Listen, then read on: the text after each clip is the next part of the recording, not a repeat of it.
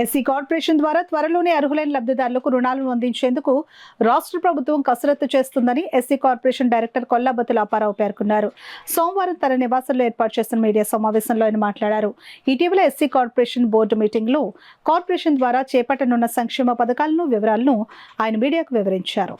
బాబాసాహెబ్ అడుగుజాడల్లో రాజ్యాంగం నడిచిందని చెప్పడానికి ఇన్నోవా కారు. దళితులు అన్న వాళ్ళు రిక్షాలకి ఆటోలకి పరిమితం కాకూడదు. ఇన్నోవా కారులో హుందాగా జీవించాలని చెప్పి కార్లు ఇవ్వడం జరిగిందండి.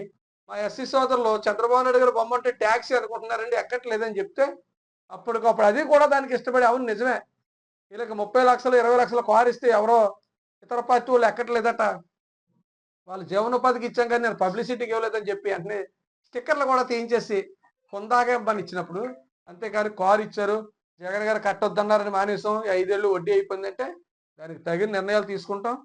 మన వెనకాల ఉన్న వాళ్ళందరినీ అభివృద్ధిలో పదం నడిపిందాం.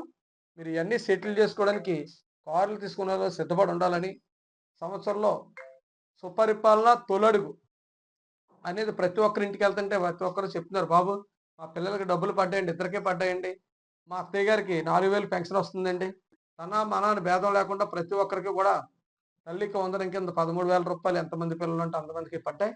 ప్రభుత్వాన్ని ఆశీర్వదిస్తున్నారు, వారి ఆశీస్సులు తెలుపుతున్నారు. చంద్రబాబు నాయుడు గారికి మంచి ఆయుష్ ఇవ్వాలని, పవన్ కళ్యాణ్ గారు బీజేపీ వారికి ఇవ్వాలని, ఆంధ్రప్రదేశ్ ఎస్సీ మాల్ కార్పొరేషన్ డైరెక్టర్గా కొల్లాబత్తుల అప్పారావు మీ అందరికీ తెలియజేసుకుంటున్నాను.